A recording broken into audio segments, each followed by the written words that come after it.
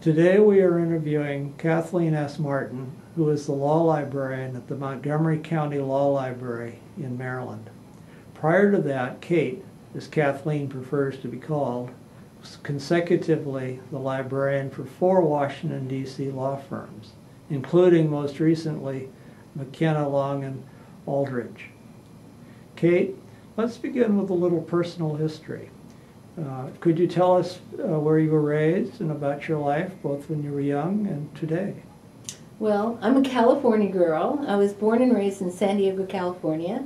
I was the middle of 5 children. My father was an immigration inspector and my mother was a nurse. I think middle child are known to be very nurturing, and I think that's a good part of being my job, is really caring about the library, seeing as their own.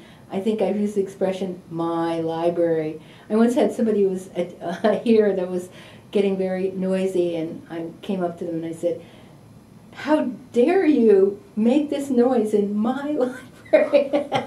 Afterwards I thought, how could I say that? But I guess you feel that way about your libraries. You feel passionate about your libraries, you care. You have to put a lot into them. So anyway, I was born in San Diego, and I went to San Diego State University, and I was comparative literature major, which is completely not very practical, but I loved reading and I loved books, and I spent a year in Italy, my junior year abroad, and one of the things I did when I was there is I visited the Bernard Berenson Library. It was called I Tatti, and it was like this 15th century villa outside of Florence, and I remember thinking, librarians have the coolest jobs in the world. And I said, that's what I want to be. I want to be a librarian. So after having various jobs, including one as a customs inspector in Tijuana and LAX and various other jobs, I ended up at UCLA Library School. And I wanted to be a museum librarian or something interesting in historical bibliography. I even took a printing class from Andy Horn, this famous printing class, and it was great. I loved it. But when I graduated from library school, there was this thing called Proposition 13, and all the library jobs disappeared in California. And so I got an internship at the Smithsonian, and I worked in Washington. And I remember looking at the Washington Post and thinking, there are more jobs in this one Sunday paper than I'd seen in the previous 6 months in Los Angeles. I thought, this is a place to be. DC is library in heaven. There's more wonderful libraries here. There's the Folger, the Library of Congress, the National Library of Medicine. This is where it's happening. This is where I want to be. So I started looking at these jobs, and I found out that a lot of these jobs were in law libraries and in law firms. So the first one I interviewed with was Jim Sheelar, who I think is still at Arnold and Porter. And I interviewed with him. He had a cataloging job, and he said, "So, are you a cataloger?" And I had to say, no. He said, "You know, one of my really good friends, Vicki Ward, she is looking for an interlibrary loan person, and you should interview with her." So I interviewed with Vicki Ward, who is a giant of law librarians in Washington, D.C. She still is, I think, although she's not working anymore. She was a great person. Do you remember her? Oh, yes. Oh, Victoria Ward. Oh, yeah. Everybody. In my early days, she was still quite active. Oh, wow. There was a time where I could count, it took more fingers than my 2 hands to count the head librarians in Washington who worked for law firms who had worked for her. Everybody had worked for her. And I felt really fortunate to have worked under her and seen how she worked and how she organized her library. She was really significant in my development, Vicki Ward. So I worked for her, and then but I also wanted to work for the Library of Congress. So eventually I got a job there, and I started working there. It was the Library of Congress, Congressional Research Service, Congressional Reference Division, CRD of CRS, and I worked there, for 2 or 3 years, and I worked under Catherine Jones, who was a significant, important librarian at the time, and then I got a job at a law firm, and I was their very first librarian, and it was, oh gosh, Ginsberg, Feldman, and Bress, And I worked there for several years, and I actually, when I was working for them, I started a group in Washington called First Firm Librarians. And it was a group of people that would meet once a month, and we were all our librarians first, all our firms' first librarians. And it got to be quite an interesting group because we all had these problems we all had to solve, and that was the first group I started. And that was one of my first things I did with local professional Law Librarian Society of Washington, D.C. I've been very active in the chapter, and I've done almost every job. I've been editor, I've been president, I've been recording secretary, I've been committee chair, I've done nominations, I've done every job, and I've invented jobs, I've created jobs, I've done cooperative projects, I did this big thing where I go, you know, we're going to have our 50th anniversary. So I decided I would have this whole festival, this celebration of turning 50. And this was in 1989. And we had a 3-day conference in a hotel. It was very wonderfully organized. Hopefully I had all kinds of people helping. There's such a wealth of talent in Washington. I had the best people, including Pat Kehoe. We had an exhibit hall. We had, one of the things that we had was we had a big luncheon. We had 500 or 600 people, and we had Sandra Day O'Connor speak. And I, because I was the chair of the event, I got to sit next to her, and it's one of the highlights of my life is that I got to have lunch sitting next to Sandra Day O'Connor, one of my personal heroes. So that was great. And soon after that, I did a bunch of things. I became, had I been president by then? No, I became president after that of the chapter. And then after I did the chapter, I ran for national board, and I was on the national board. That was in the I guess in 1996, I got on the national board. And I was on till 1999. And one of the things I did was I co-chaired the meeting that was in Washington in '99. So that was a lot of fun. And I don't know, any more question? Well, I'm just entranced. I knew your history of being involved in sort of everything here in the local chapter. I knew about your background on the executive board of the AELL.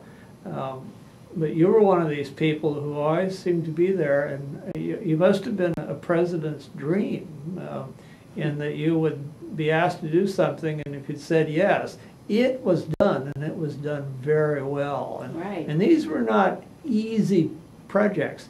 I mean, I remember working with you, as you already mentioned, on that 50th anniversary thing, and you had to pull together a whole bunch of us, and a lot of little ends and pieces, and it wasn't without an occasional problem. Oh yeah, None of our dealings, but the hotel decided without telling us in advance they were going to renovate some of the space that we were supposed to be assigned to use, and so there were some problems there, but it was interesting. Now, you also mentioned sitting next to the Justice, Sandra Day O'Connor. I was fortunate to sit at the same table and within an area where I could talk to her, and I had just recently reviewed a microfilm publication of the papers of Justice Oliver Wendell Holmes, and this was back in the 20s and so on, and I thought, you know, it struck me how formal the justices were at the time, and even referring to each other in notes between chambers. You know, very formal, always justice, and signed with the justice name and then the symbol for justice. And I asked her, you know, I figured, why not? I had access to a justice. Mm-hmm. I asked her, I mentioned that I'd done this, and I said I'd been struck by the formality. She said, are you people that way today? And she laughed and said, well, no, we're on a first name basis with each other, except we always call the chief the chief. So there was a little bit of, you know, old-fashioned formality, I guess, still there. One of the things, this is just a tiny little thing, but I was sitting on one side and Carolyn Ahern was sitting on the other, and she was going to do the introduction, and she seemed so interested in us, and she said things like, well, you both are, have children, and how do you do a full-time, intense job like you have and still raise your, I mean, she was genuinely interested. And I thought, person is, I was just amazed at how kind and concerned and caring she was. And this is a small little thing. A couple things is, we had 10 people sat at the round table, and we had an extra seat. And I said, I had invited my 9-year-old daughter, no, she was 8-year-old daughter, my daughter, to come and to take that extra seat, because I wanted somebody from my family to see something I've been working on for 2 years, unceasingly. And so she sat there and she came, and my daughter, and there was a thing in the middle, a vase of flowers. I could never really see her, so every once in a while I would kind of like move myself. I try to see, well, what's Elizabeth doing? And the justice said to me, she said, she's doing fine. I didn't even say anything. She said, she's doing fine. Don't worry about her. I thought, wow.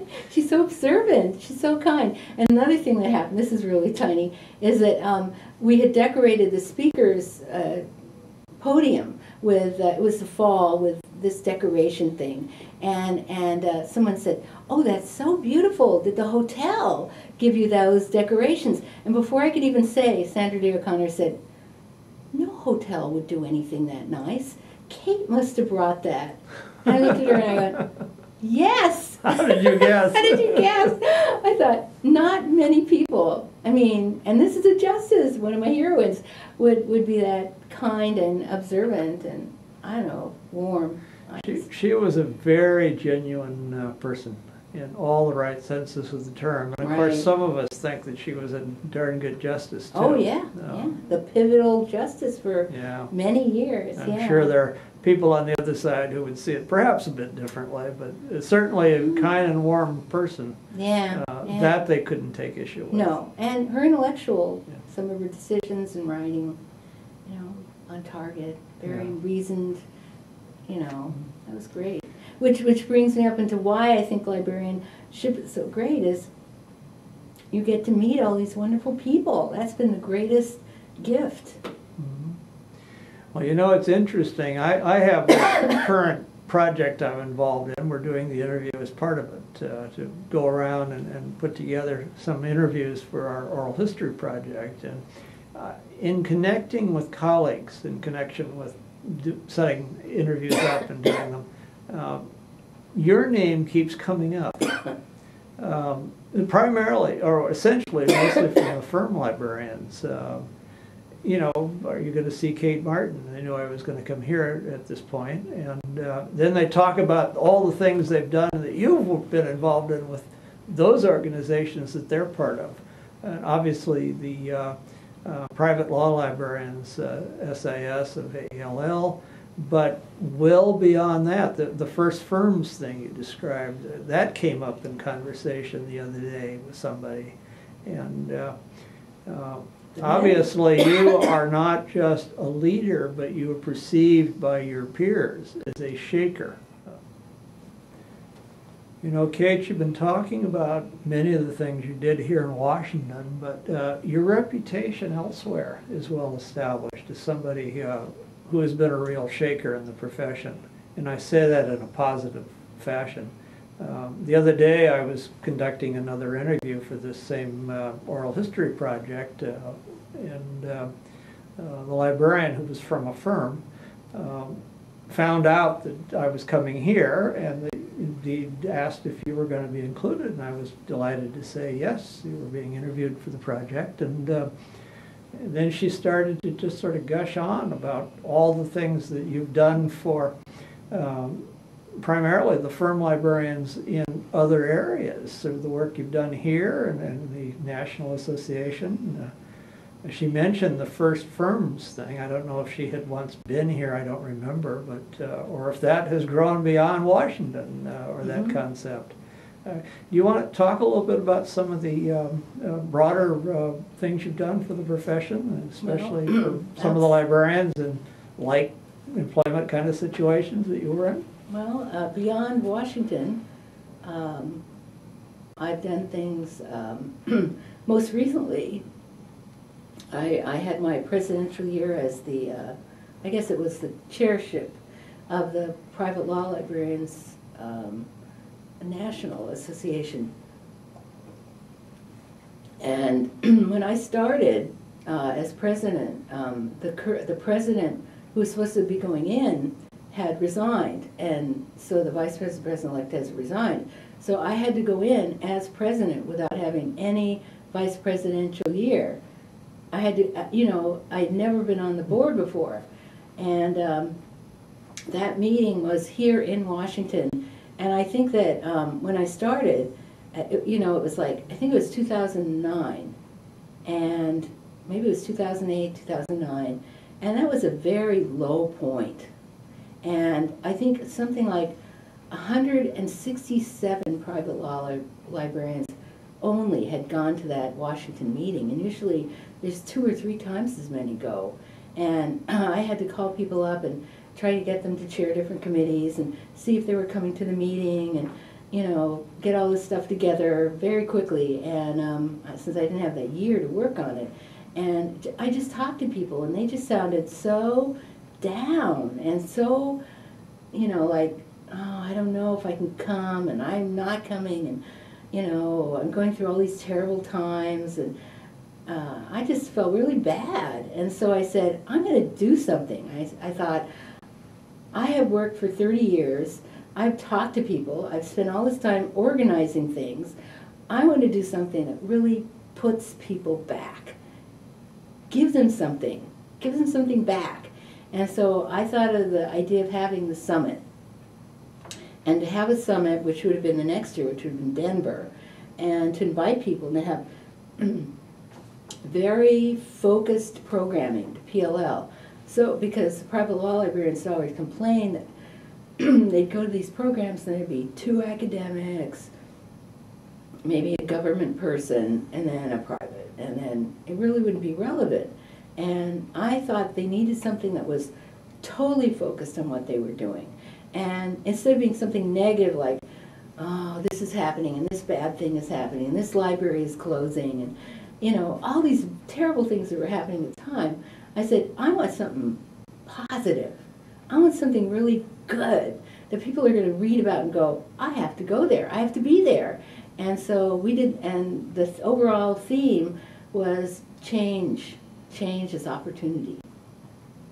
You know, change is opportunity. Change is good. You know, change is not so bad. And so I had the idea, and so I called up people, because I'm very collaborative and I talk to people. So one of the first people I talked to was Mark Estes.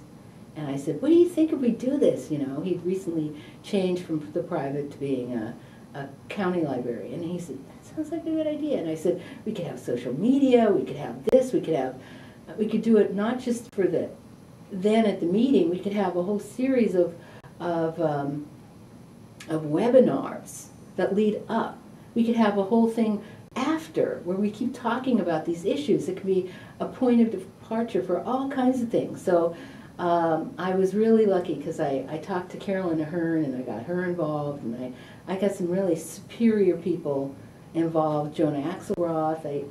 You know, it's like whoever I called, I was so lucky. I'd call them and they say yes.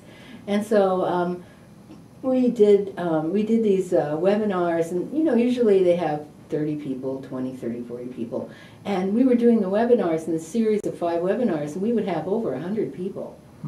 We would have over 100 people. People were so hungry to have this focused programming. And they said we would do it as like a Saturday, you know, all-day program, seminar, whatever. And usually they'd have 30 or 40 people. Well, we had over 100. We had over 100 people attending.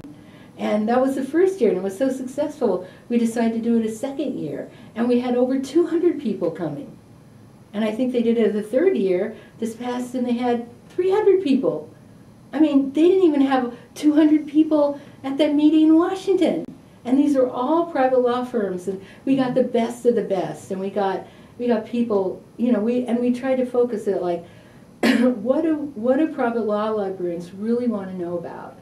And we said, they want to know what their senior partners, what their managing partners are thinking. We want to be able to go back with them and say, you're concerned about X. Here's how the library can help you. You're concerned about what? You know, you're supposed to follow the mission. You're supposed to show. This is the way we show our value. This is the way we, you know, do what we can, is by knowing what their concerns are. What's keeping them up at night? What are they thinking about? How can we help the relevancy? And I think, you know, like I said, it was very hard. It rejuvenated the PLL, which was kind of like, you know, like even the president, I didn't even, you know, I couldn't find people around. She wasn't available, and you had to step in. I had to step in, and other things too. And, you know, we have the talent. It was just bringing all these people together and having it work. And that was, you know, really, really satisfying. Well, this sounds like it was not only a fascinating opportunity that you created for everybody, but something that was really needed.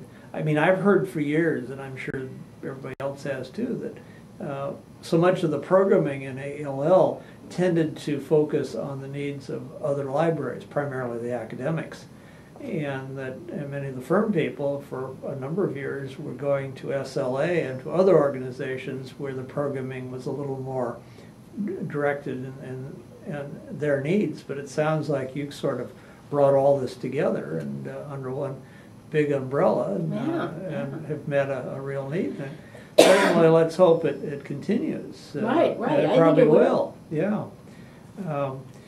One of the questions I occasionally ask in these interviews is for any predictions or thoughts on what's ahead for law librarians in general, and particularly librarians and firms, which was your area for a long time, or even courts, which is your current area of expertise. Well, do you have any thoughts on that? Well, one of the things I think I've said a couple times is that I think it was in one of the current library publications, somebody was interviewed and she said elevator speeches, and maybe it was in SLA, but it was in one of them, and she said, you know, what to say in an elevator speech, and what happens when your senior partner says to you, nobody goes into the libraries are dead, I never see anybody in the library, you know, all this negativity. And then the person said, well, the right reply is, what you say is, the library isn't books, the library isn't a building, the library is a collection of services. And our library is everywhere. Our library isn't just that building, that space. It's every time you turn on your computer and use Lexis or Westlaw. Anytime you're doing that, somebody had to negotiate that contract. Somebody had to get that on your desktop. All the services that we provide, all the research services, you know, people are becoming national, global, doing all these things. I think it sounds like you think the future is rosy. We just have to go about acquainting those with whom we need to acquaint, the senior partners, the deans, and so on, with the fact that the library has been keeping up with the times and moving with the times and providing for the needs that have also changed with the times. Yeah, I think so. I think, you know, it's different. It's just a change. It's not the same. It's different. Yeah. I want to thank you, Kate Martin, for allowing us to visit with you today and for taking these few moments to share so much about yourself and about our profession. Before closing, however, I always like to give the person being interviewed the last word, so to speak. Is there anything that you want to add at this point? No, just how much I've enjoyed. I'm kind of at the end of my career. Mm-hmm. And how much I've enjoyed being a librarian. And the opportunities it's given me, both professionally and working in the work environment, but also all the association work. I think it's really created it's kind of like a balance between the two. Mm-hmm. It has made me, my association work has made me a better librarian in my work. It's given me opportunities to grow as a person, and I would recommend, I still recommend it. I've talked to librarians who said, I never would, I don't recommend it. I talked to somebody really bitter, and I think, no, it's still a wonderful profession. It's still really cool, it's still exciting, it's still romantic, it's still so many things. It's just a change. It's like anything else, it's just change.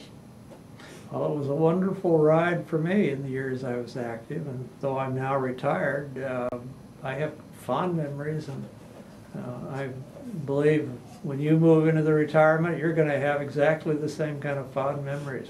Plenty of good ones. Oh, yeah. Well, thank you, Kate, for visiting with us this afternoon. Okay.